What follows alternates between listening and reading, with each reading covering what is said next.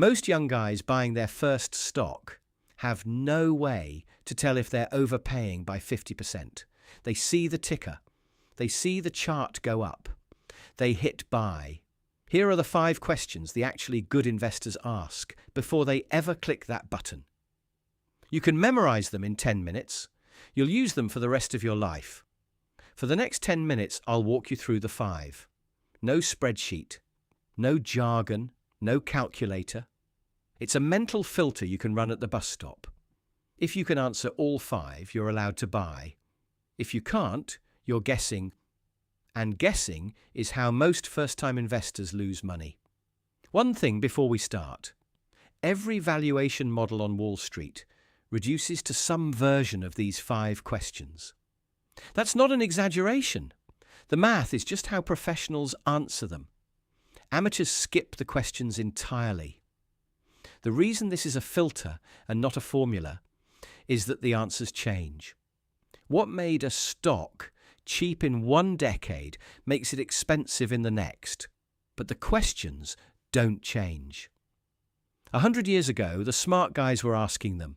100 years from now, the smart guys will still be asking them. If you know the questions, you can watch the answers move. If you only know the answers somebody else gave you, you're guessing every time the world changes. Question 1. What am I actually buying? Sounds too basic to ask. That is exactly why almost nobody asks it. A share of a company is a claim on a piece of a real business, not a lottery ticket, not a symbol on a screen, not a bet on tomorrow. A slice of an actual thing that makes actual money. That is the whole reason it exists. Here is the test. If I stopped you in the middle of your buy and asked you to explain in one sentence what the business does, could you? Not what analysts say about it. Not what the podcast host said last week. What the business does. Who pays it money? For what? If you can't answer in one plain sentence a 14-year-old could understand, you are not buying the business. You are buying a story about the business. Those are different things. The single-sentence test kills more bad trades than any spreadsheet ever will, because most of what young guys lose money on turns out to be a business they could not have described if their money had depended on it, which it did. Question 2. How much money does this business actually make? Not how much revenue, not how much growth, not how much the founder posted about last quarter, how much money it actually keeps after everything else.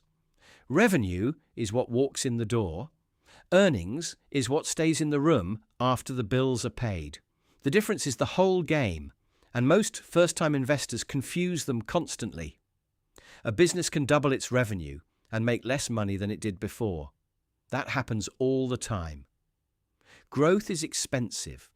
Some companies grow so hard, the growth eats the profit for a decade. That is either brilliant or a slow-motion collapse, and the difference matters. Every stock you are considering has a number that answers question 2. It is public. It is easy to find.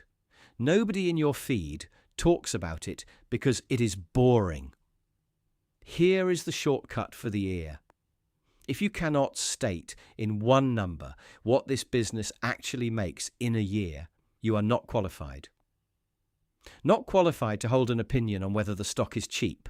You are qualified to hold a guess. Those are different things too. Quick honest note. 2 questions in, and you already know more than 90% of the guys arguing about stocks in group chats. They talk about the price.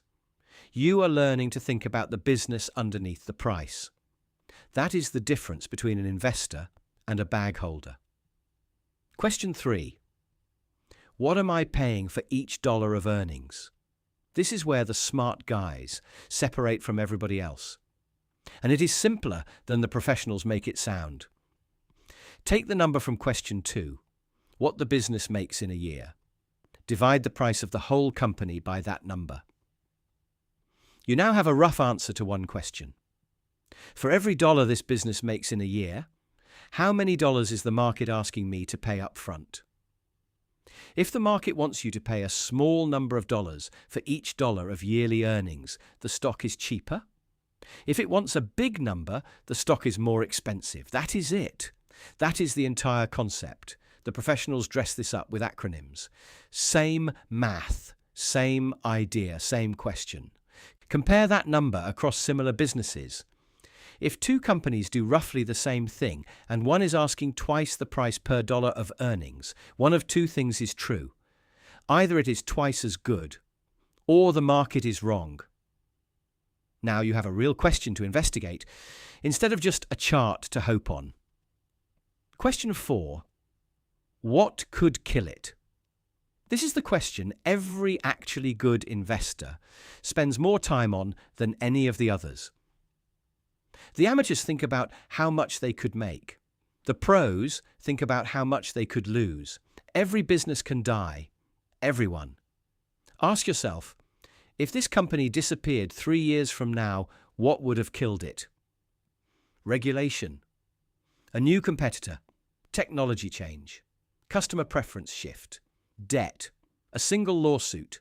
Loss of the one supplier they depend on. Loss of the one customer that is a third of their revenue. Write your answer down, not in your head.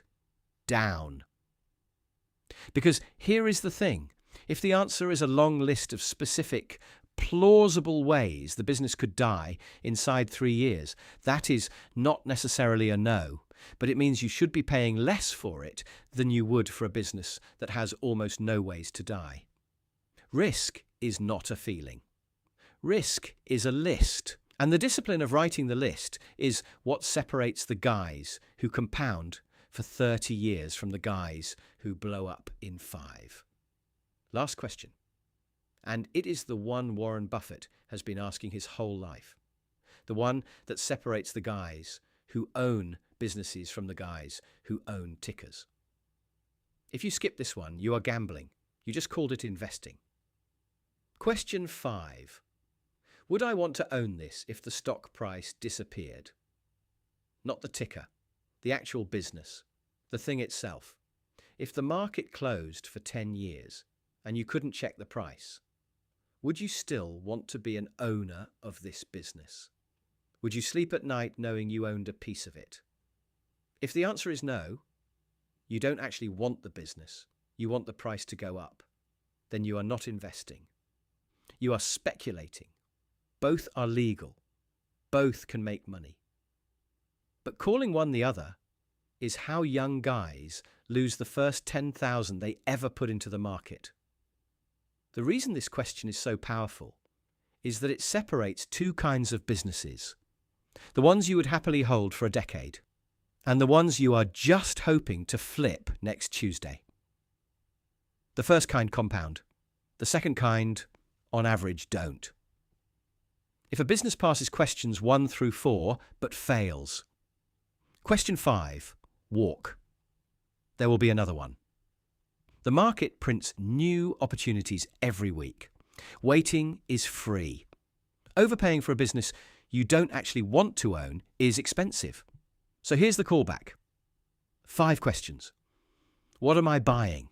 How much does it make? What am I paying per dollar? What could kill it? Would I want to own it if the price disappeared? Every valuation on Wall Street reduces to some version of these 5. Every spreadsheet you have ever seen is just how the pros answer them. The guys who compound for 30 years are not smarter than you. They are just the ones who never buy anything before they can answer all 5. That is it. That is the whole edge. You will forget the answer to any single question a week from now.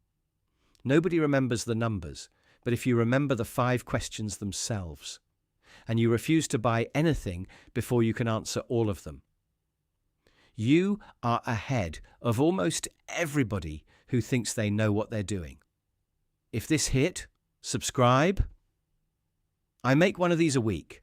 Practical stuff about how money actually works. No hype, no shortcuts.